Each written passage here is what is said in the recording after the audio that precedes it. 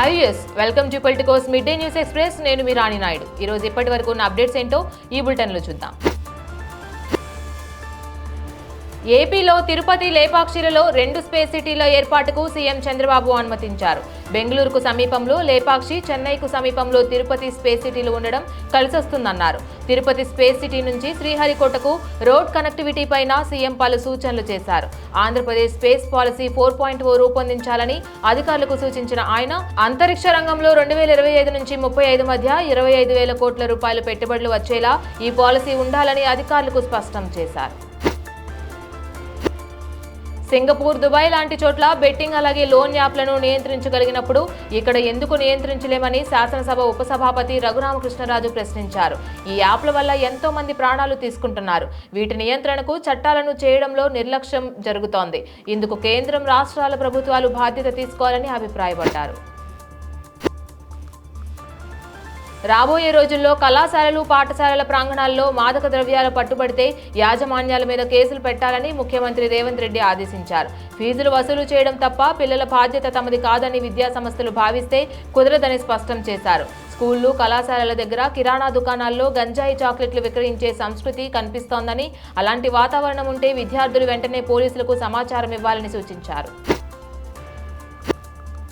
తెలంగాణలో పనులు ప్రారంభమైన ఇందిరమ్మ ఇళ్ల సంఖ్య 1,00,000 దాటింది. ప్రతిష్టాత్మకంగా అమలు చేస్తున్న ఇందిరమ్మ ఇళ్ల పథకాన్ని వేగంగా ముందుకు తీసుకువెళ్లడంపై రాష్ట్ర ప్రభుత్వం ప్రత్యేకంగా దృష్టి సారించింది. ఈ మేరకు క్షేత్రస్థాయిలో ఇళ్ల నిర్మాణ పనులను లబ్ధిదారులు త్వరగా ప్రారంభించేలా అధికారులు కసరత్తు చేస్తున్నారు. జీహెచ్ఎంసీ మినహాయించి రాష్ట్ర వ్యాప్తంగా 32 జిల్లాల్లో 3,71,086 ఇందిరమ్మ ఇళ్లను ప్రభుత్వం కేటాయించింది. ఇందులో 2,78,134 ఇళ్లకు అనుమతులు ఇచ్చింది. వీటిలో ఇంతవరకు 1,264 ఇళ్లకు సంబంధించిన పనులు ప్రారంభమయ్యాయి. భారత్లో త్వరలో అతిపెద్ద ఒప్పందం కుదుర్చుకోనున్నట్లు అమెరికా అధ్యక్షుడు డొనాల్డ్ ట్రంప్ పేర్కొన్నారు. వైట్ హౌస్లో బిగ్ బ్యూటిఫుల్ బిల్ పై జరిగిన కార్యక్రమంలో ఆయన ఈ వ్యాఖ్యలు చేశారు. ఈ సందర్భంగా చైనాతో వాణిజ్య ఒప్పందంపై సంతకాలు జరిగాయని తెలిపారు. ప్రతి ఒక్కరూ మాతో ఒక ఒప్పందం కుదుర్చుకోవాలని, దానిలో భాగం కావాలని కోరుకుంటున్నారని అన్నారు. ఇందిరా ప్రియదర్శిని జూరాల ప్రాజెక్టులో 4 గేట్ల ఇనుప రోప్లు తెగిపోయాయి.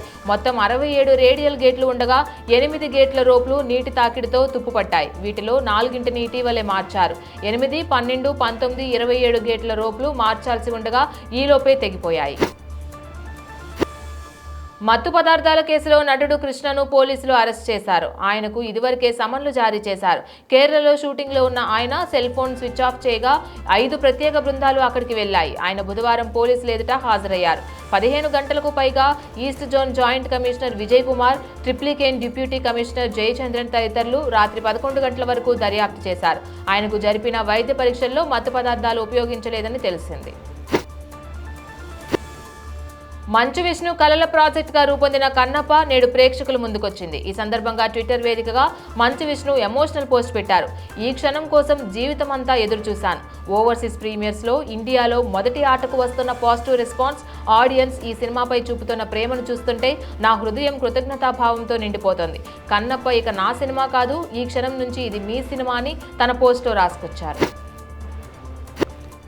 ఇంగ్లాండ్తో తొలి టెస్టులో అనూహ్యంగా ఓటమి చవిచూసిన టీమిండియా రెండో టెస్టుకు కఠిన సవాల్ను ఎదుర్కోబోతుంది. ప్రధాన పేసర్ జస్ప్రీత్ బుమ్రా ఈ మ్యాచ్లో ఆడడం అనుమానమే. కొన్నేళ్లుగా బుమ్రా ఫిట్నెస్ సమస్యలతో ఇబ్బంది పడుతున్న నేపథ్యంలో అతడిపై ఎక్కువ భారం పడకుండా ఇంగ్లాండ్తో 5 టెస్టుల సిరీస్లో 3 మ్యాచ్లు మాత్రమే ఆడించాలని జట్టు యాజమాన్యం నిర్ణయించిన సంగతి తెలిసిందే.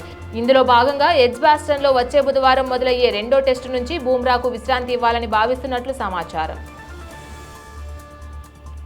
దేశీయ స్టాక్ మార్కెట్ సూచీలు నేడు లాభాల్లో ట్రేడింగ్ మొదలుపెట్టాయి. ఉదయం 9:19 సెన్సెక్స్ 136 పాయింట్లు పెరిగి 83,893 వద్ద, నిఫ్టీ 43 పాయింట్లు పెరిగి 25,591 వద్ద ట్రేడ్ అవుతున్నాయి.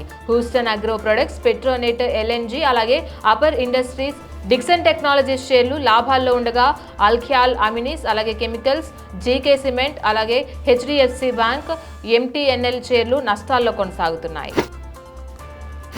ఇవి ఇప్పటివరకు ఉన్న అప్డేట్స్. ఇక మరిన్ని అప్డేట్స్ కోసం stay tune to Politicos media.